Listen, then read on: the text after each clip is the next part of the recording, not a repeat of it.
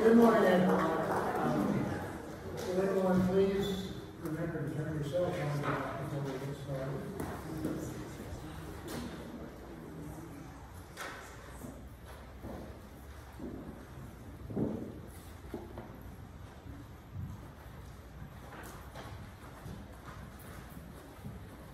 Good morning and welcome as we honor and celebrate the life of my dear friend, Marcy Anderson, better known as Marcy to all of us. She will be greatly missed by family and friends following her unexpected passing, which was a shock to everyone. Marcy's intellect, lively personality was a welcome addition to many groups, and Marcy often shared her pride and love of her family and her many personal interests with friends as other interesting topics were discussed. Marcy always had something interesting to discuss. And anyone who brought up any subject would find very quickly that she could share things that you had never heard of about that subject. That was one of her many gifts. We will learn more about Marcy's life today from her family, friends, and partner as we follow her Celebration of Life program, starting with her son Pete, her daughter Ann, and her grandson Ryan. And each of you would have the program will be following. Pete will come up next, followed by Ann, and so forth.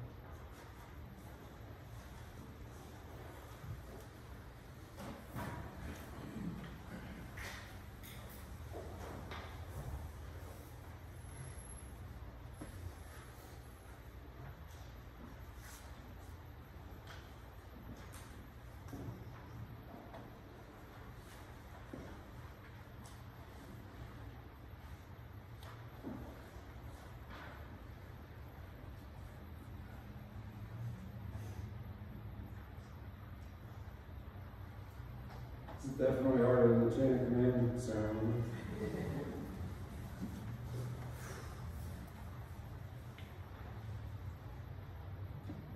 Welcome, family and friends. Thank you for attending. My mom's so wishful.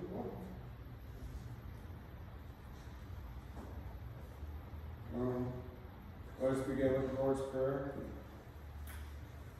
Our Father,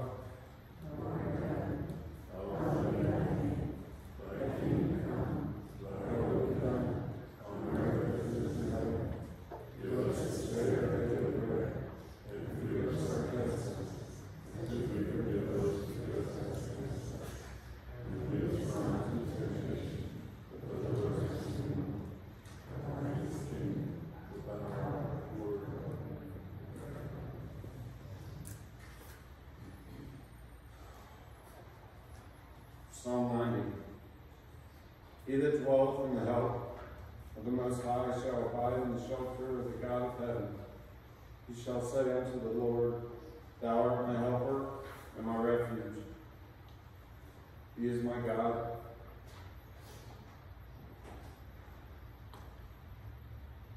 And I will hope in him. For he shall deliver thee from the snare of the hunters, and from every troubling word. With his shoulders will he overshadow thee, and under his wings shalt thou have hope. With a shield will his truth encompass thee.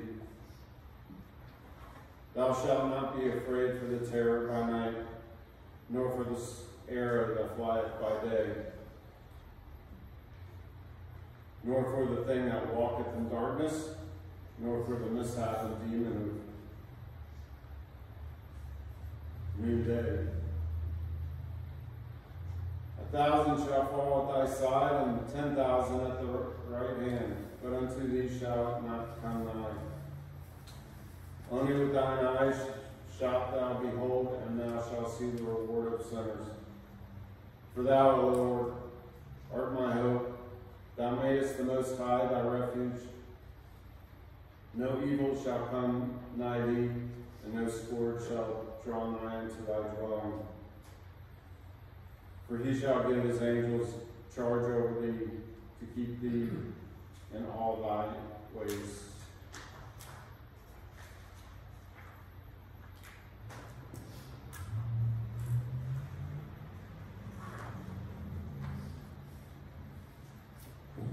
On their hands shall they bear thee up, lest at any time thou dash thy foot against a stone.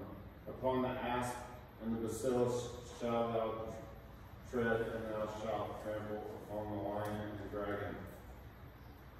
For he hath set his hope on me, and I will deliver him. I will shelter him, because he hath known my name. He shall cry unto me, and I will hearken unto him. I am with him in affliction, and I will rescue him and glorify him.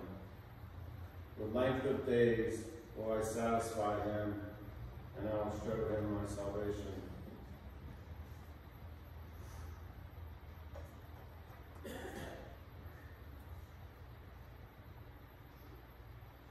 If I may have a few words about my mom. As taught in the military, be brief, be brilliant, and be gone. But bear with me, because your mom only passes once. Anyway, as y'all have known her, her name suits her, and I quote Luke 10:38. And a certain woman named Martha welcomed him into her house. We all know Mom liked to throw parties.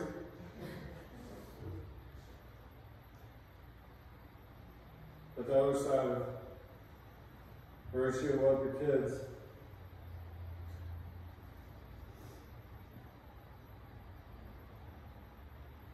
She was always there for us and wanted the best for us.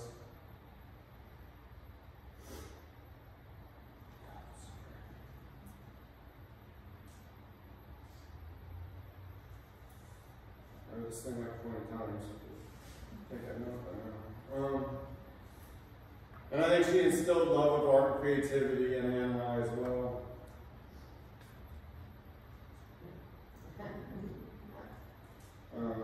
Just a few insights.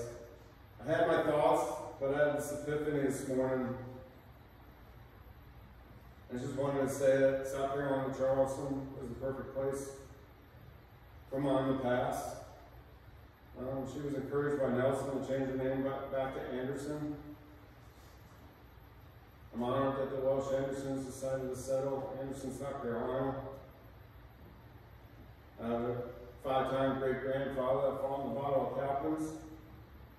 And throughout the American history, the Andersons have had the courage to pick up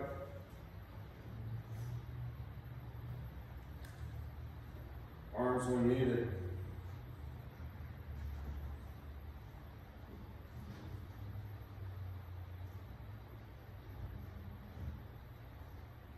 I'm proud to call Charleston home, even though it's been in proxy of my own military career.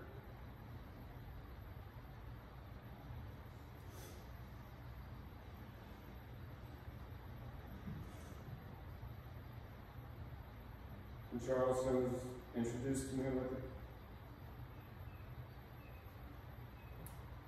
a teammate of mine.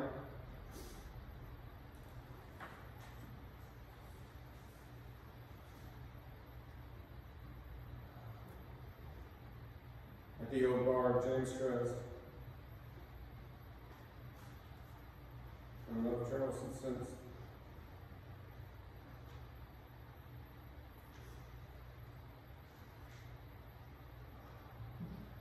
I stated earlier, Mom had the love for arts and architecture and the history behind it. She stilled that in us early. Some of you know her from Spoleto and the Historical Preservation Society. But let me pull the curtain back a little bit.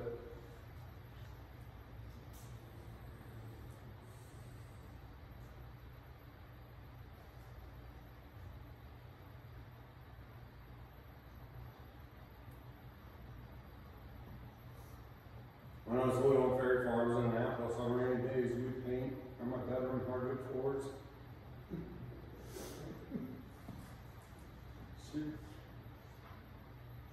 She'd make the best hot tea with honey and milk. And one of my dumb ass would dip my paintbrush in my tea, not in my water. She'd get up and go make a fresh cup of tea. Mom encouraged us to be independent and pursue our interests. In high school, I played lacrosse. And in order to get to practice, I'd have to ride a moped for an hour with my gear bungee corded to the rear fender. Good thing I played midi instead of defense. The night of high school graduation, the graduation party was at our house. Of course, Mom hosted. She sat in the living room. We had a small house with one bathroom, and everybody had to go through her to get to the bathroom. So she would ask them what their plans were, where they were going, and what they were doing.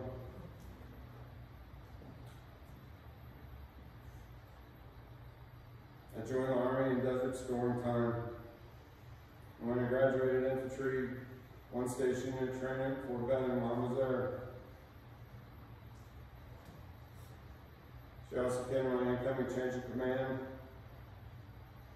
And that same day was my wife's birthday. After I did my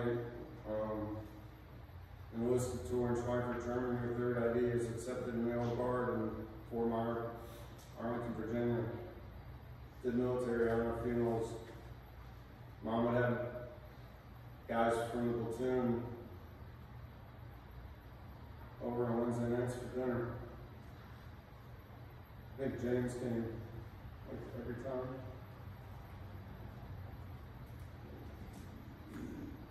After enlisted, I went back to college, and the weight of worry left my parents' shoulders that the ship's course was corrected.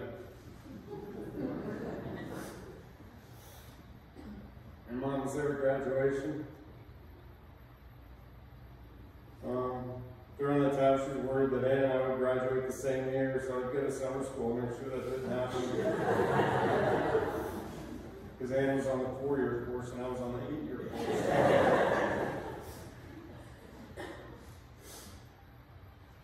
My graduation gift was she had my colors done for suits and etc. Starting gave me my suits, but Lisa and I were dating. She looks in the glove box and she saw the swatches of all the different colors that suit my hair. And she asked me what it was. It was kind of fun. I know Mom encouraged me and loved me. Was proud of me. She always supported me, even in her way, if it wasn't the way she saw how my life would turn out. I'm going to close with another scripture and then a prayer. 1 Thessalonians chapter 4, 13 to 17. That was in 18. But I do not want you to be ignorant, brethren, concerning those who have fallen asleep, lest you sorrow as others who have no hope. For if we believe that Jesus died and rose again, even so God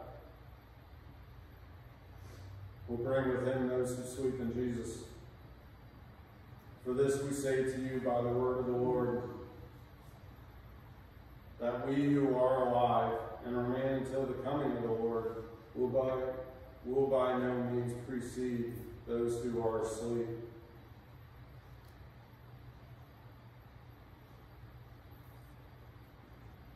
For the Lord himself will descend from heaven with a shout, with the voice of an archangel.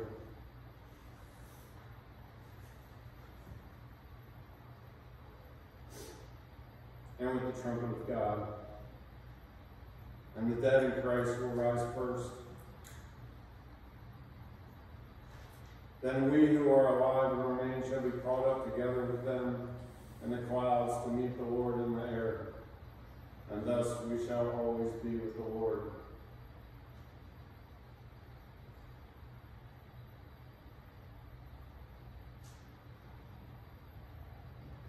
I'm going to close with St. Simeon's prayer.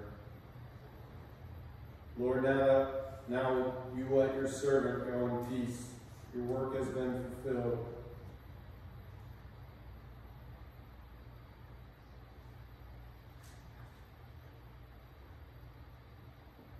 My own eyes have seen the salvation which you have prepared in the sight of every people, a light to reveal you to the nations and to the glory of your people, Israel.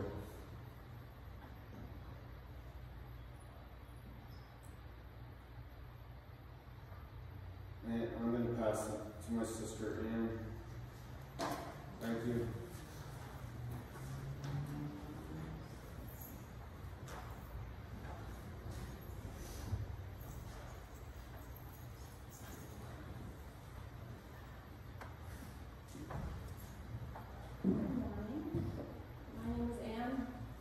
Marcy's daughter. We're really grateful to have you all here. Thank you for coming. As you know, my mother was so cool. She taught us so much. She loved us so much. She was gregarious, curious, smart, and open-minded. My mom grew up in Wilton, Connecticut with her two younger sisters, Nancy and Mary, identical twins. During her childhood, her father commuted to Manhattan for his job and taught her at a young age the importance of Bloomingdale's, a good deli sandwich. Her mother was a teacher, and I assume it's the reason that my mom was such a voracious reader and an excellent student and had such good manners. In turn, my mother taught us so much. She exposed us to so much of life's pleasures and experiences. When we were little, she'd make us a Miss Piggy cake for our birthdays, which is a concoction of a boxed chocolate cake with chocolate pudding and chocolate chips with store-bought chocolate frosting. Absolute heaven. Pete and my eyes still light up like children when dessert hits the table. Other favorites included her chocolate mousse and brownies, roasted chicken and deviled eggs, red potato salad, and hollandaise sauce. Growing up next to Washington, she never took us to Dallas Big Boys or McDonald's. We always went to Crystal Thai or Nambiet, and of course Lovely Deli, where she trained us to love a good wooden sandwich. My mom loved to travel. She saw so much of the world. China, Hong Kong, Japan, Europe, Cuba, Russia, places I'm sure I don't remember she'd been to on this list, should be on this list. She encouraged Pete and me to see as much of the world as possible. She never held us back, and she was delighted by our experiences. My mom was an art history major at Bryn, Mawr, and she took us to art museums, explaining this painting technique or that artist's unique contribution. As our eyes glazed over and we wondered where we would be having lunch. And then, lo and behold, 6 weeks ago, I was in Italy with my children. I took them to the Uffizi Gallery, and my lovely son Dave had to listen to me telling him about Caravaggio's Moods of Darkness, how you can spot his paintings a mile away. And so I'm proudly perpetuating a generational cycle of eyes glazing over. My mom was a total fashionista. She is still the most stylish person I know. I love that she cared so much about her appearance and would never wear athleisure to the grocery store. She was preppy, she was modern, she always looked good. She's the reason I feel guilty wearing jeans to work, except on Friday, and why I feel at home in a fancy hair salon. She was a voracious reader. She consumed hundreds of books in her lifetime. She laughed out loud at social satire from Jane Austen or Tom Wolfe. She loved historical fiction and learned so much about history that way. When I was little and we still went to these things called bookstores, she'd always treat me to a paperback of my choice, and I still feel a thrill when I buy a new book. Some things she wasn't good at. She did not like to exercise. However, when we went to the mall or the grocery store, she would take the first parking spot she saw, a mile away from the entrance to the building. My brother and I would moan and groan about it. And she'd say, I just don't get it. You kids are so athletic. Why do you complain about a little walking? In retrospect, shopping was her exercise. She was not good at not buying coffee table books. We could all decorate an English country cottage 5 times over, produce 25 versions of an impeccable Martha Stewart dinner party, paint and sketch dozens of watercolors, put together wardrobes that not only would make us not look fat, but would make us look very stylish. And she had encyclopedias of books about figuring out her color palette, as Pete reminded us. She could not have been less interested in technology. God bless Nelson, who moved her onto my phone, so that we could stay in touch with her. I don't know how he did it, but it must have required mild threats and bribes in the form of Talbot's gift cards. Speaking of Nelson,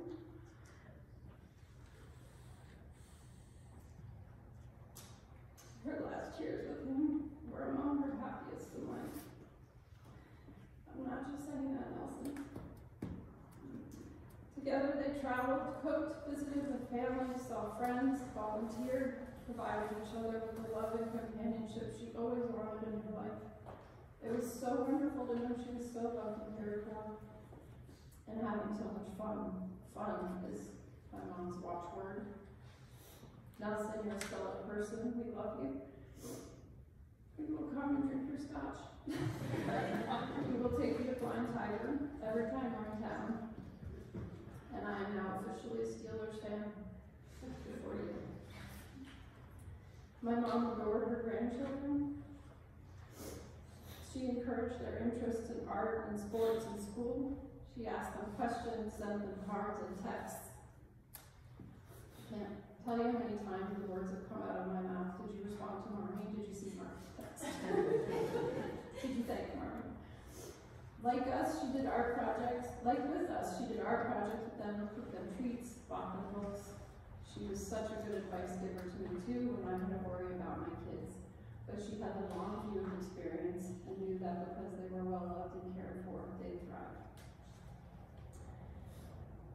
Daddy, if you knew my mother at all, you knew she adored me. I know she'd say that being a mother was her favorite thing in life. I know that with all my heart, that no mother loved her kids more than she loved us. She believed in us, she was proud of us, she gave us every advantage she could. And we were, like all of you, very lucky to have been loved by her.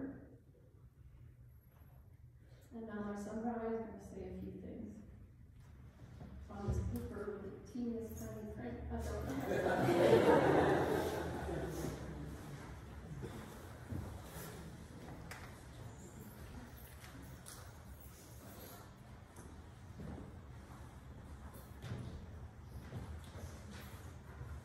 Hello everyone.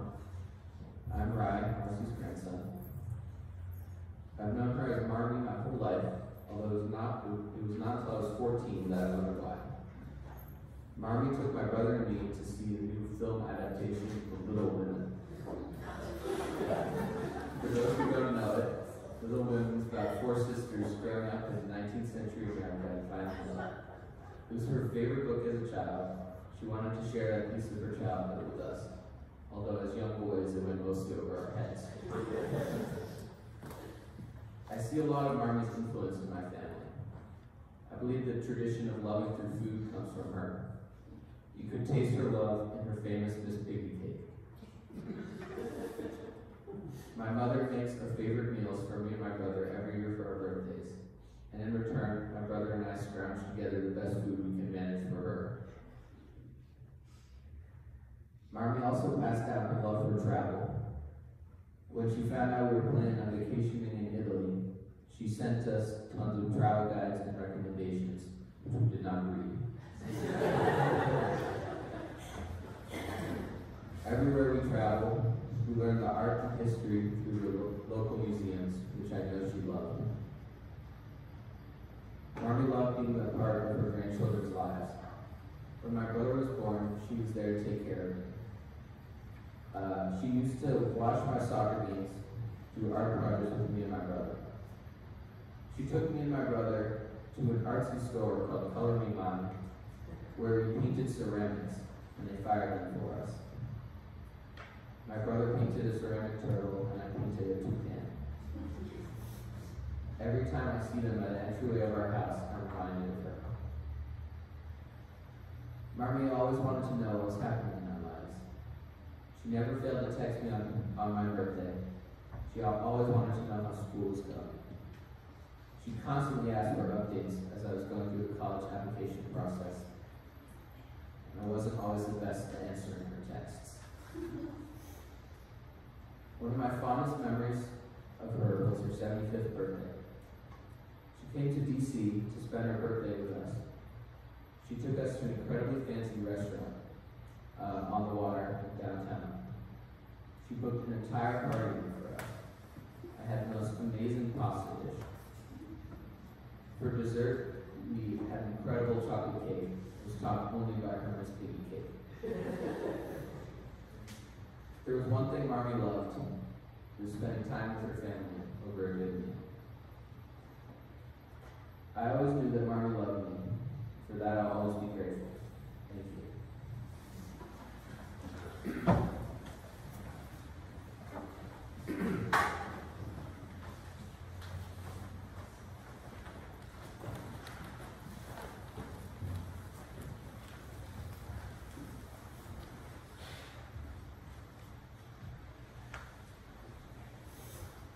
Good morning. We're with Cameron Music Charleston. We've had the pleasure of getting to know Marcy and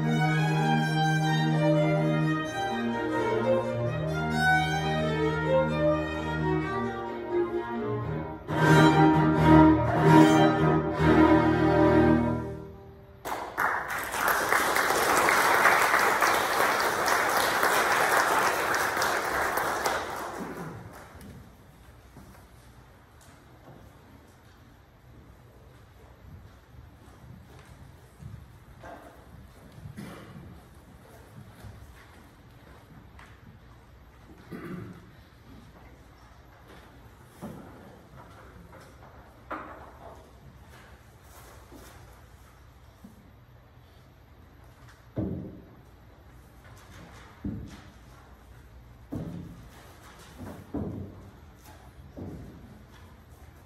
you for the wonderful music.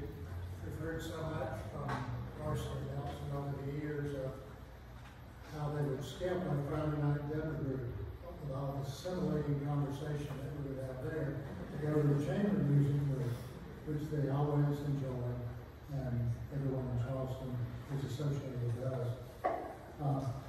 I'd like to share just a few remembrances that come to mind from thinking of Marcy. Many things have already been said today, and all of us would say many of the same things, but she's such a friendly, intellectual, and smart, interesting, fun, never boring, fashionable, and proper, as we can see from the jewelry collection outside. All of us who know her always were amazed by how and what she would wear. And it always worked. It was always just the right thing, although probably most of us wouldn't have selected it, but it really worked. Another thing I guess I personally always noticed so much was I think she probably had the best and most used iron in the city of Charleston. I don't believe I ever recall seeing her when she was not dressed in something that was just, not a wrinkle in it. It was just, as ironing has become less a pastime for most families, I think Nelson had to become aware that ironing was a necessity in the household. Another thing was Marcy's intellect was just such that it was amazing. Any topic, any subject that seemed like it came up, no matter what, she could add something that you thought you knew what you were talking about. She could add something interesting to it. I always thought she'd be wonderful on Jeopardy. She would have won every category, no matter what category it was. She had a lot to share about that particular subject. Marcy could always be counted on to add something meaningful, as we said. One example is the breakfast drawers table at the old Harbor Club, where newcomers and regular members were welcome. This was like a breakfast buffet back in 15 years ago, where anybody was welcome to come in and join, even though you'd never met anyone there. And it was a good way to meet people and share stories, share experiences, and so forth. A lot of discussions took place because this group turned into one that we were not very subtle about sharing opinions about different things in life. Some things like politics became a little too much to talk about sometimes, but most subjects were pretty frankly discussed, and often, but not always, were appreciated by most there. I don't recall anyone ever saying, "I'm not sure what Marcy thought about that."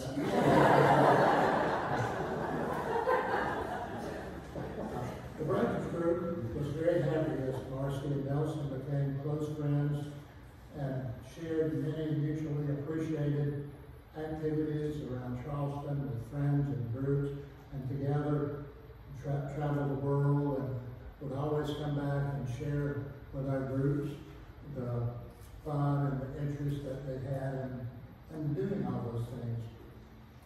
Our Friday night dinner group, which still meets today, was an outgrowth of our breakfast group some 15 years ago, which Marcy Nelson, now Nelson, is still a member of, and we enjoy it so much. It's a group that is in and out. You never have the same number of people there each Friday night because so many people are traveling, some live in other places, come back. But we usually have anywhere from 6 to 12 people that meet. And sometimes it might be some friends that you haven't seen in for 6 weeks, but it meets every Friday night, with the exception of chamber music night, which Marcy and Nelson always split out and go to that instead of joining us.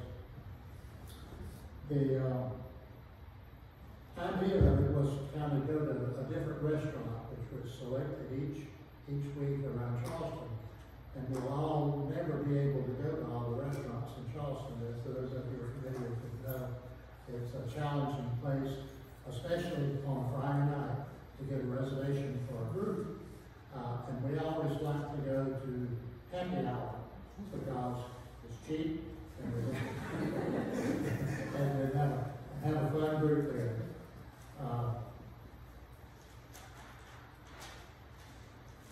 Marcy's interest in preservation, as others have talked about today, led her into the Preservation Society, the Heritage Symposium, which she was very involved in here in Charleston, and to the Charleston English-Speaking Union, which was very actively involved with American College of Building Arts, which is the only college of its type in the country that trains all the artisans in carpentry, ironwork, and sculpture, architecture, plus you get a 4-year liberal arts degree there.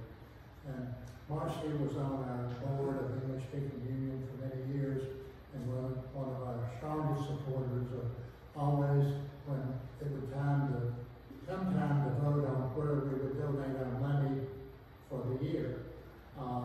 Marcy was always one of the first supporters of College of the Building Arts, the students, because we would support financially students to attend workshops in their field, whether it's ironworking or what it might be, in England for the summer. And then after the summer, they come back and they are speakers for our first September event. And our group meets every once a month, and we have speakers and entertainment and reception. But anyway, Marcy and Nelson, of course, were very involved with us at the College of the Building Arts and remain so today.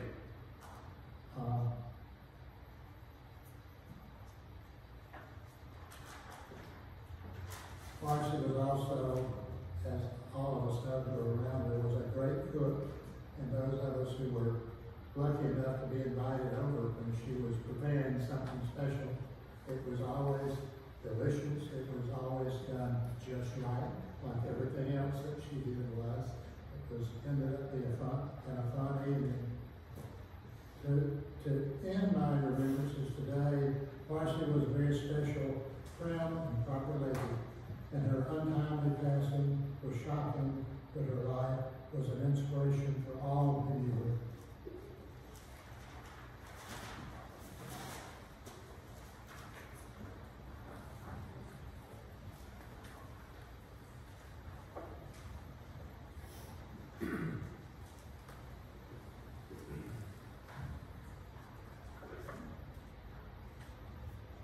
As everybody else has said, I will repeat. Marcy was so intelligent, so bright, and so funny. This is not what I wanted to do. She was a great addition to any gathering or group she joined. We were all most fortunate to have known her, to have worked with her and counted her as a friend. Marcy never knew a stranger. She loved people and meeting new people. Within 3 minutes of meeting a new person, she would have established a connection and started a discussion on the person's family history or the history of their hometown. Marcy and I were on the board of the annual Charleston Symposium of the Preservation Society of Charleston. Marcy was in charge of registration and patron relations. A better person for this position has never existed. Each year, she would greet returning patrons with enthusiasm, asking them about their family or books they read, laughing with them about some shared incident. She greeted new patrons with a warm welcome, and they were soon best friends. Marcy is a goddess. Early on in the symposium, Marcy decided that we would send handwritten notes to all the patrons who were attending, thanking them for joining us and giving them details for the upcoming weekend. Marcy and her team, Susan Dixon, Gail Kahn, and Catherine Poe, would gather together and write notes to 80 patrons. The patrons loved receiving these notes is a very special touch that sets the symposium apart. This is so typical of Marcy.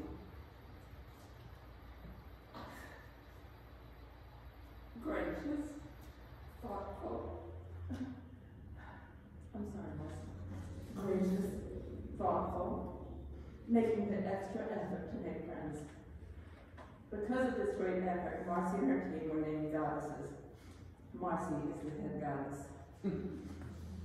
The image of Marcy, always dressed in bright colors, coordinated with lots of great jewelry, expounding on a note of history or practical observation, and laughing, will stay with us.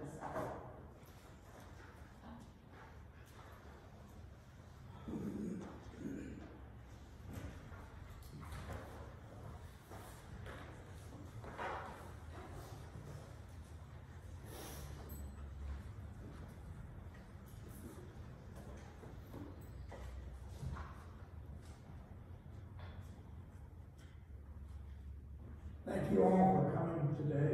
It's nice to see the whole group, the family. When I first got to know Marcy, I struggled with the Marcy family tree. And it upset her a bit because I really had to take pencil in hand to try and understand. And she really thought it wasn't quite that confusing. It's good to see you all here, though, today. The remembrance of Marcy, I can only echo all of it. The fact that, I guess Anne mentioned that it was the best 8 years of her life, or at least the most enjoyable. I've got to say that I had a tremendous number of happy memories, and will live with me forever. We did, in fact, travel. We went to, I count 12 countries in 8 years, 10 U.S. venues, some more than once. She took quite a liking to the state of Maine, and particularly Bowdoin College. She went to a couple of my reunions and thoroughly enjoyed it. Intellectualism and camaraderie and so on. The best trip probably we took was the cruise that ended up spending a few days in St. Petersburg, Russia. Not a trip that I would take today. It was a trip a few years ago. She got to the Hermitage Museum, which had been on her bucket list for many, many years, and she thoroughly enjoyed that. Highlight also was our week-long trip to Havana, Cuba, which was, they still have them, but they're not quite as popular as they were because some people have been sort of sitting on the Cubas intellectually. But Marcy saw an awful lot of positiveness that Cuba has to offer. And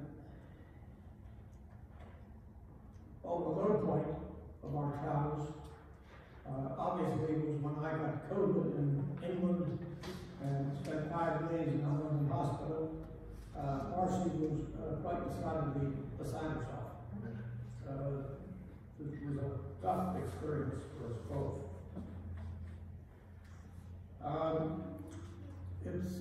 It's been mentioned that she loved to cook. She hated to cook for a while. Ate nothing but scraps when she was alone, I think. But she loved to cook for 2, and it worked out beautifully. And I'm suffering today for that issue, which I'm about to try and solve in due course. Every dinner we had was served on her best china and her best silver. And when I tried to introduce my silver, she rejected it. Didn't have enough curry cues in her silver. But she She loved to set the table, and she would spend days, hours setting it, and days ahead of time just to make sure it was all proper. And she loved to entertain. The first real entertainment was my 80th birthday, the first year or so we were together. And we then had several other gatherings. One other one was, we had the ambassadors of Kazakhstan and Turkestan, was one of those two, that the State Department somehow got us on the list. We threw a party in Charleston for her, and it was a typical Marcy party, perfect and everything.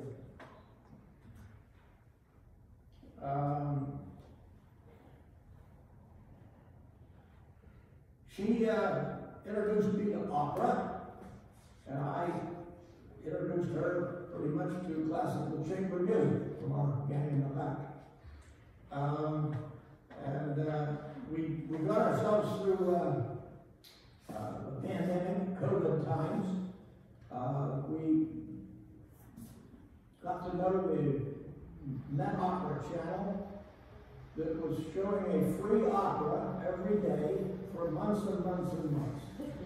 And we watched an opera a day. It was something to do during COVID. And that's when she got rather deeply involved in needlepoint. And she made 3 cushions and upholstered 2 of my chairs.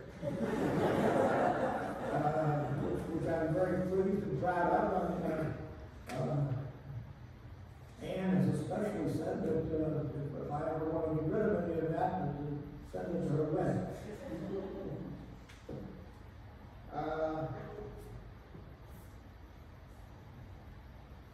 So it was a wonderful experience. I thoroughly enjoyed it. I'll remember the various items and things and activities that we did. And I thank all of you very much for coming today, being part of this celebration. My daughter was a little upset when I wanted to applaud. This is a day of remembrance. This is a day of celebration. And I thank the Chamber Music Charleston folks very, very much for being with us. It was a close touch for Marcy and I. Thank you all for coming. Thank you for moderating it. Lawrence, thank you. No!